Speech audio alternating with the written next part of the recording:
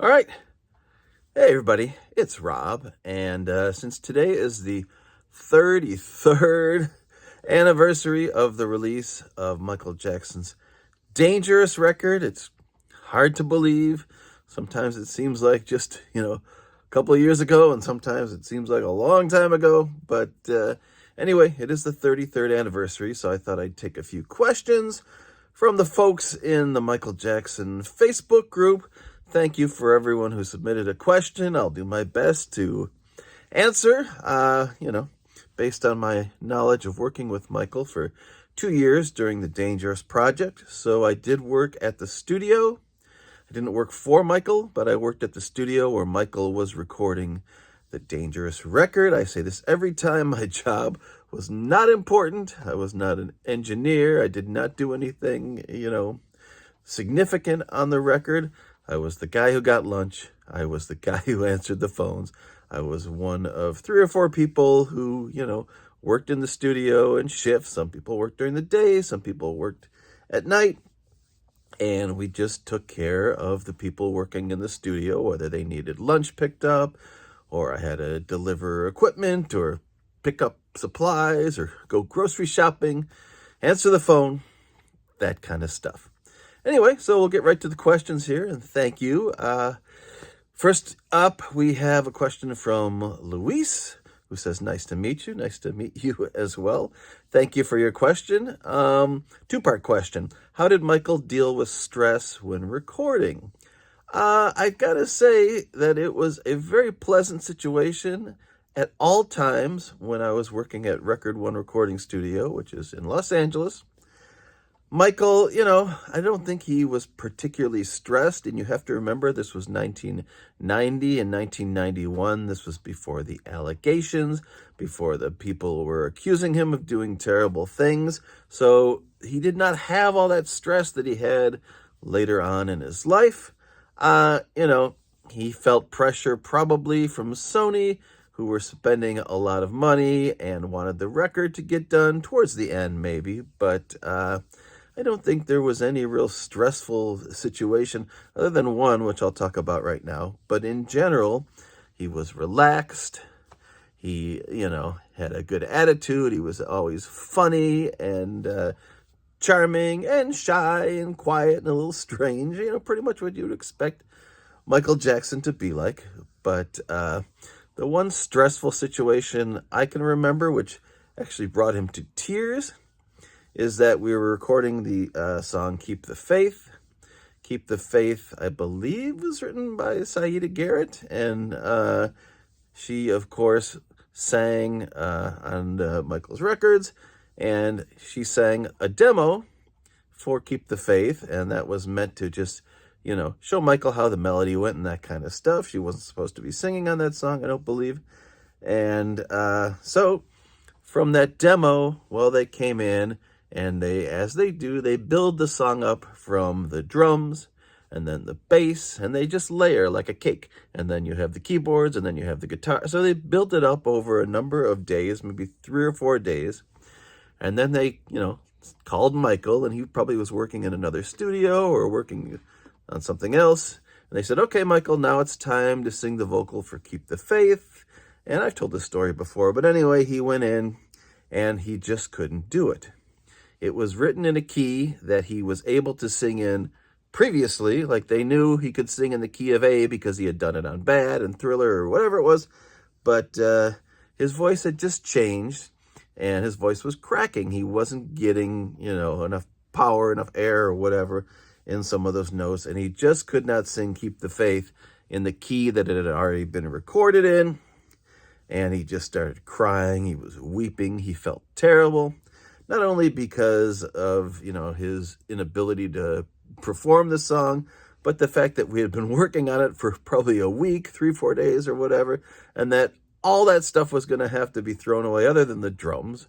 And then we would have to start all over again with the bass and the keyboards and the guitar and everything else. It would have to be re-recorded. I think they did it pretty quickly, but even so, he just was not successful in singing Keep the Faith. And that was a very stressful situation.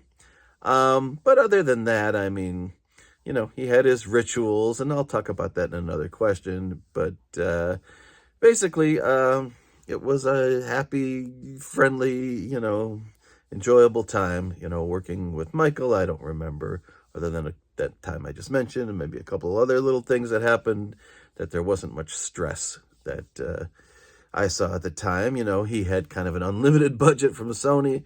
He didn't have people breathing down his neck. Quincy Jones was not producing. If Quincy Jones was there, he would be saying, all right, Michael, we got to get this done and this done and this one. He'd have a schedule, and he'd have a list of things and a checklist, and we'd mark them off. They didn't have that. So they were free to just do whatever they wanted to do. They wanted to work on this song for a little while. They did that. They stopped. They worked on another song. Maybe they went to the studio down the hall. They worked on this. Maybe they sat on the couch and watched some TV or whatever, or played video games. We had Teenage Mutant Ninja Turtle, big full-size video games, whatever. So I guess that's one way he might have dealt with stress during recording. He loved playing those video games. We had, I think, a couple regular big arcade machines, and they would play those. But again, not a stressful situation for the most part. Number 2 is a question about Give In To Me. And I do know a good bit about that song, because that was one of the few songs where I actually was there seeing it when it was originally recorded. And I can talk about that.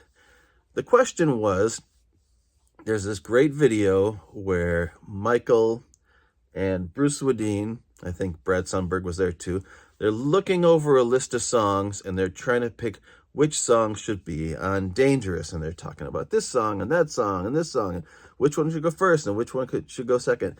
And you notice they include in that video like Blood on the Dance Floor and a couple songs that did not end up on Dangerous. So clearly that video is from an earlier time, in the sessions. Don't forget, this went over 2 years. And I love this video because it really shows like their relationship and how kind of fun and light it was. Now, this video, unfortunately, was stolen from Brad Sundberg. Brad was the assistant engineer who worked in the big studio we called Studio B with Bruce Swedien, Michael's longtime engineer. Anyway, but this video, they're going over this list, and they know they have too many songs, and they know that, you could only fit, whatever it was, 74 minutes on a CD or something or other. And they know this was like 85 minutes of music. And Bruce asks at one point, Michael, what do you want to do? Do you want to get rid of a couple of these songs? Or do you want to edit the song so that each one is shorter? Instead of a 7-minute song, it's a 5-minute song or whatever. You want to cut little, bits out of these songs so that they're shorter and you can fit all these songs on the record. And Michael says, yeah, let's edit them. He doesn't want to get rid of any song. He loves all the songs. He doesn't want any of them to not be heard by the fans. So anyway, the question was, why wasn't Give In To Me on that list? Well, simply, they hadn't done it yet. They already had a list of songs. They had way more than they needed for one record already, probably in the first year of recording. So why wasn't Give In To Me there? Well, the information on Give In To Me is that it's based on and I don't remember this, but it's based on a demo he did called Jane is a Groupie. It does sound like Jane is a Groupie, which you can find on YouTube. Sounds a little bit like Give In To Me. Again, I didn't get to go inside the studio a whole bunch. They were working in the studio. The door was usually closed. Sometimes it was open, but usually it was closed.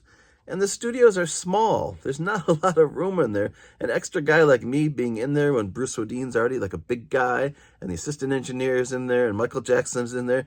And sometimes they had like equipment racks and keyboard rigs. Sometimes they had keyboard rigs that were 6 feet high, and they went this way, and they went this way, and it was like a whole little house they built with the guy playing keyboards there. Studios are small. There just wasn't a lot of room in there. So this was one of the rare times when I was in the studio and I saw Bill Bottrell playing the guitar. I think I even did some engineering. When he went in the studio, I stopped and started the tape machine or whatever, and he was playing the riff that became Give In To Me. Give In To Me is a song written by Michael and Bill Bottrell, and it's one of those times when Michael did write something with somebody and gave them co-writing credit. On some other songs, Michael takes all of the credit. That's a whole other video that I just did. But in this case, it sounds like Give In To Me was a demo, a different song, and they turned it into this song called Give In To Me. It's not discussed on the list, like the question asked. It's not on that list, that the list of songs that Luis mentioned, because they just hadn't written it yet. It just didn't exist yet.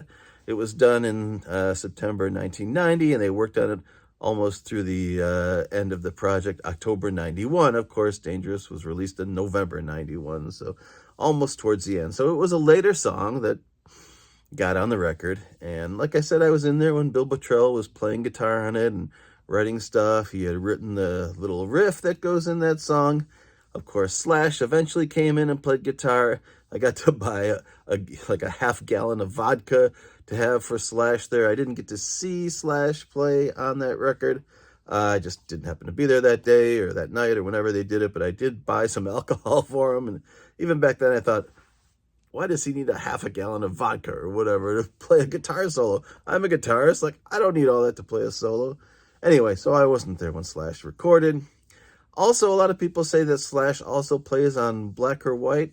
I still don't think that's true. It doesn't sound like him. Some interviews have said he did. Sometimes, when Slash was interviewed, he denies it, or he says, I don't like that song, I don't want to play on it. Or so just listening to it, I don't think there's really any Slash on Black or White. If there is, it's a very small amount. Most of the heavy rock stuff was played by a guy named Tim Pierce. He's got a YouTube channel. He makes 1 million videos about guitar and stuff like that. And there's one where he plays the riffs and all that stuff to Black or White. He actually wrote those riffs. He said it actually was kind of a ripoff of Dr. Feelgood, which is a Motley Crue song, I think. And if you listen to the two songs, they are similar. Anyway, so yeah, the reason why Give In To Me wasn't on there is simply because it hadn't been written yet. All right, let's get to another question. Next question was from, it says Ewan McGregor. Okay. It says, Dangerous was released 2 days after Freddie Mercury died. Did Michael dedicate Gone Too Soon to Ryan White and to Freddie Mercury? I've never heard that. I don't remember Michael ever talking or, mentioning Freddie Mercury. Of course, don't forget, an album has to be finished and completed, a few weeks, a month before, and then they have to, put shrink wrap on it and put it in boxes and send it to record stores.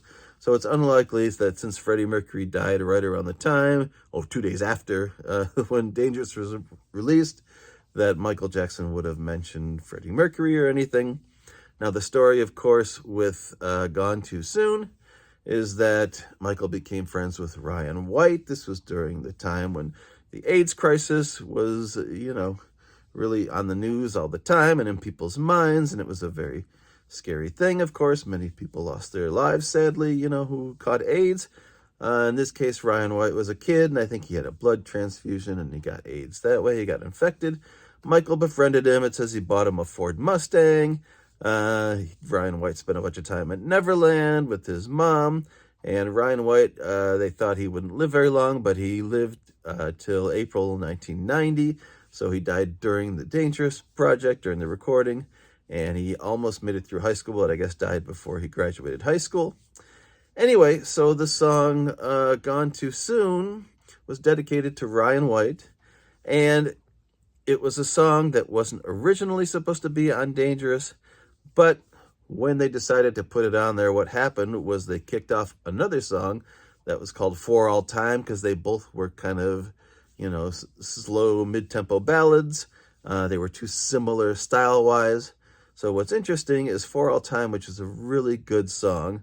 And I believe For All Time is on the Thriller 25 anniversary, even though it has nothing to do with Thriller. But they finally put it out because it's a really good song. And it is written by, I believe, Steve Porcaro from the band Toto. And so they were hoping that would be on Dangerous. But it sounded a little too much like Human Nature, which was also written, I think, by Steve Porcaro. And so they didn't really want a song that sounded like Human Nature on Dangerous. By then, the styles had changed and whatever, and he was getting into the new Jack Swing and a lot more electronic stuff. Anyway, so For All Time, which was a very nice song, got kicked off, and it was replaced on Dangerous by Gone Too Soon. Interestingly enough, Gone Too Soon also had Steve Porcaro playing on it. So Steve played on Gone Too Soon. David Paich from Toto played on it, even Marty Paich, David's father. So a lot of the members of Toto who played on a lot of Michael songs over the year, of course, Beat It and lots of stuff, ended up replacing, one of their songs with another song that they were involved with. So they didn't lose out too much. They had, played on both of those songs, although the one that he wrote, For All Time, did not end up on Dangerous. All right, let's go to the next question. Next question I have is from Nina. Did Michael ever complain about something not being done right? What was that like? You have to remember, Michael was very polite.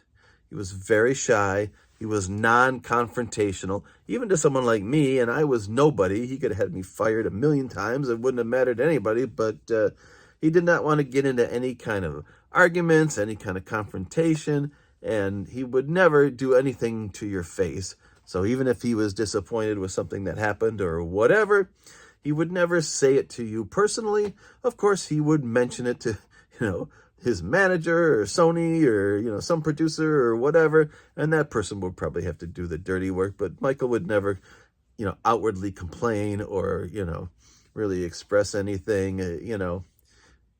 I can think of a couple times, like once his personal chef didn't show up, and he said, Robbie, I always do the voice like that, Robbie, I'm hungry. And we had all this food because every week we would fill up a refrigerator full of food just in case Michael wanted to eat something. And I'd say, Michael, I'll make you a sandwich. You want a peanut butter and jelly or grilled cheese or whatever? We had a full kitchen at Record One Studios, and I could have cooked him or made him anything. And he just said, no, that's okay. He walked away. Like, he'd just go hungry if, his chef didn't show up or, whatever food he was imagining he would have wasn't there that time or whatever it was. Like, he didn't want to, make waves. He didn't want to, bother anybody or whatever. So he'd kind of suffer in silence. So did he ever complain about something not being done right?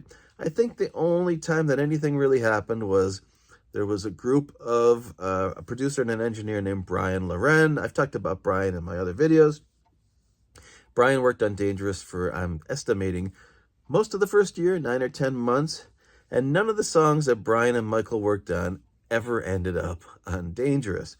So it was very frustrating that they were working on multiple songs, and then at the end, nothing he did ever got on Dangerous. The only thing he ever got released, really, was Do the Bartman, which was a song that they played in The Simpsons. There was a video.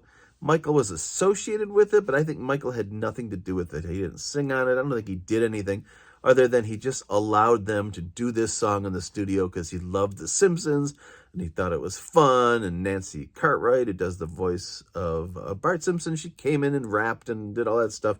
So he loved being around that kind of stuff. But other than that, so this production team, Brian Loren and his engineer, Richard Cottrell, worked for a long time, and none of the stuff they did got on Dangerous. They got frustrated, and Michael started getting interested in other songs and working in the other studio. There were 2 studios, so he started working in the back studio. They were in the front studio, and they would show up every day and have no work. There was nothing to do. This is before the internet. You were bored. You had to read a book.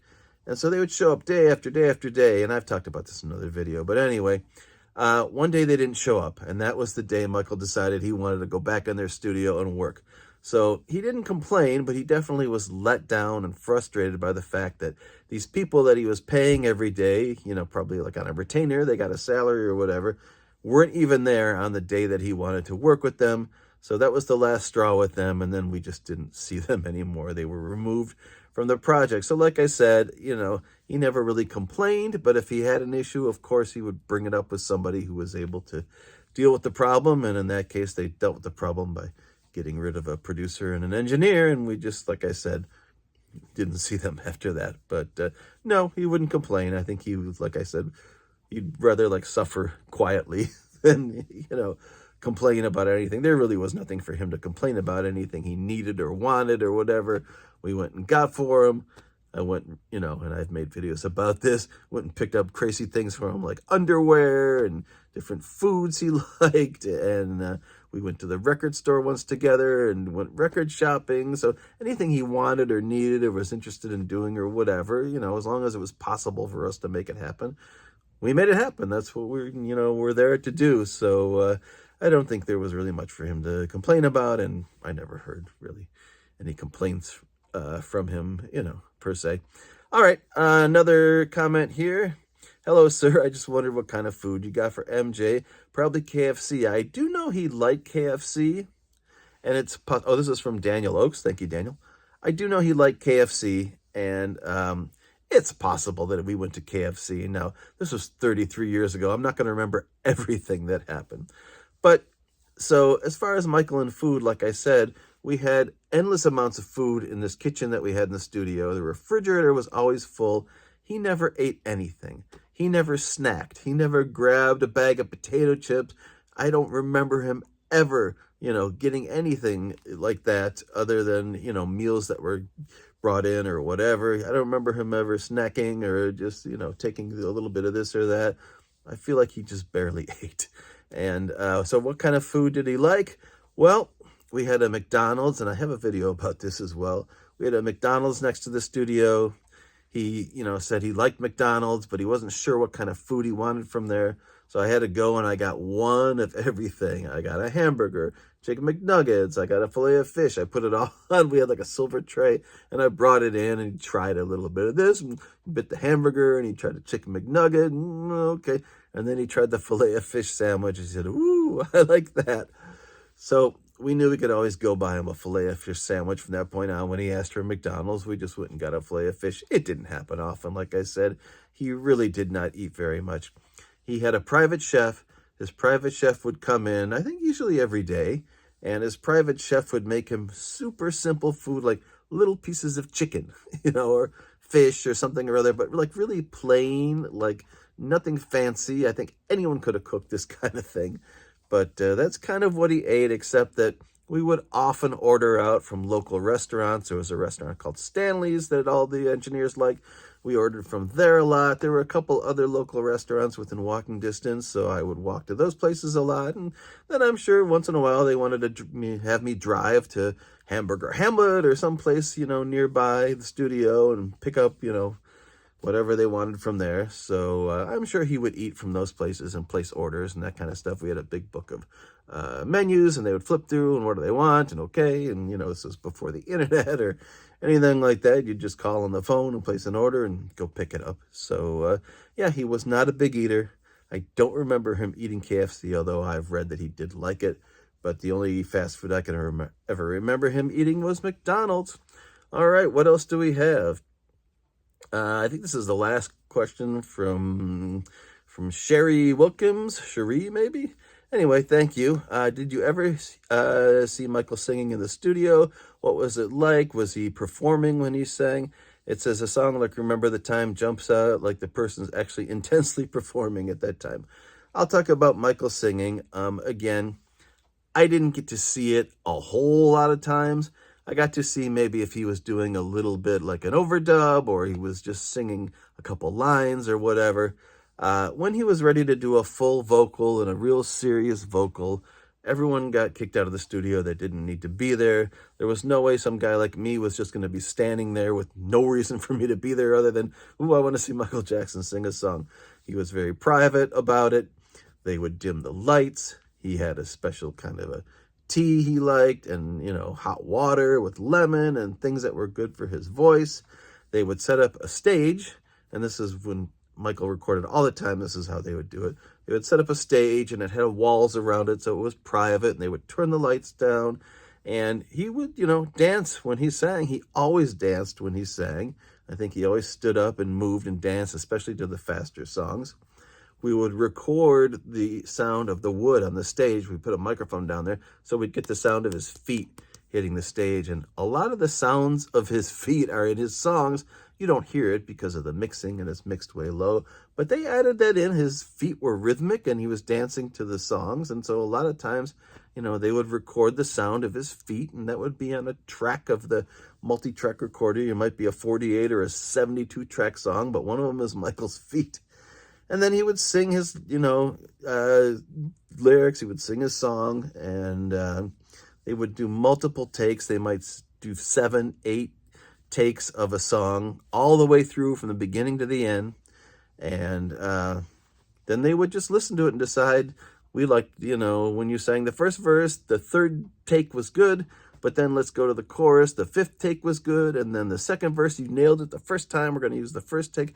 So they would do what's called comping, and comping is putting together all these different versions of a vocal take until it makes one smooth vocal take.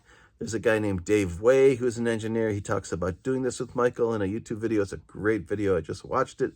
But anyway, Michael just was a genius when it came to just understanding vocals and harmonies and knowing how to sing something and what needed to be done, and to sing it softly, to sing it with, some, anger, or to sing it and sound like he was crying, or, he just knew so many different ways to sing, to express what he, wanted to express through the lyrics and the song and all that kind of stuff. So it was fascinating to watch him do it and then to have him put it together. He had kind of a musical photographic memory.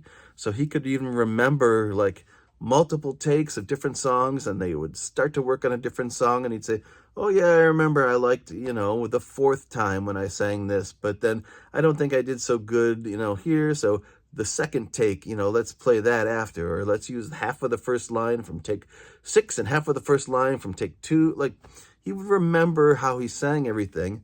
And when he did harmonies, he would remember everything, and he would be able to exactly double and repeat that. So if he sang it one way in the first chorus and one way in the second chorus, he would remember when he doubled and tripled and quadrupled it and do it perfectly all the time. I mean, I'm sure, of course, he messed up like anyone else, but for the most part, he really was kind of brilliant in how he would record and remember what he was supposed to do, and just be able to match his performance and all that kind of stuff that talented singers just are able to do, especially one like Michael, who just spent his whole life making music. So, all right, I think I've run out of questions, so thank you, everybody, for the Michael Jackson Facebook page. I sure appreciate it. I'm Rob Gisner. I have many other videos, especially about Dangerous. It was a special time in my life. Like I said, I wasn't anyone important. I, could have been anybody, who did the job that I did, but I just happened to be the person who was there, one of the people who were there.